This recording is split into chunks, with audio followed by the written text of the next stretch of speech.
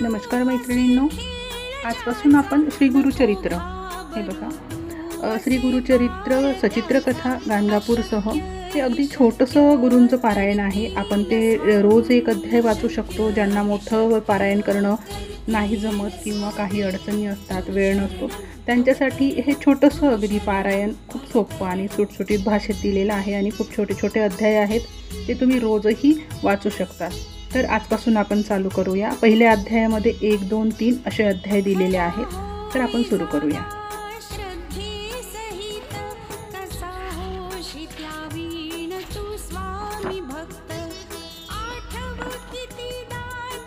श्री गुरुदेव दत्त. अध्याय पहिला, दुसरा आणि तिसरा. श्री गुरुदर्शन. मंगलाचरण. अद्वैत म्हणजे शिवत्व आणि निर्भयता. या संसारात हा संदेशच सुखसागर निर्माण करू शकेल.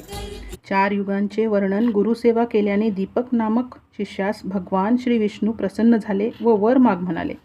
तेव्हा, हे परमेश्वरा, मला गुरुच्या खऱ्या स्वरूपाची ओळख हो, हीच माझी इच्छा आहे, असे दीपकाने सांगताच श्री विष्णूंनी त्यास तथास्तु हा आशीर्वाद दिलेला आहे.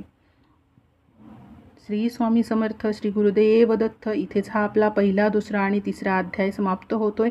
खूप छोटा आहे, पण बाकी समोरचे आहेत थोडे थोडे मोठे आहेत. तर ते तुम्ही रोज ऐकत चला आणि मी रोज तुमच्यासाठी एक नवीन अध्याय असा आपण पारायण घरच्या घरी बसून करू शकतो. श्री स्वामी समर्थ. श्री गुरुदेव दत्त. श्री गुरुदेव दत्त. श्री गुरुदेव दत्त.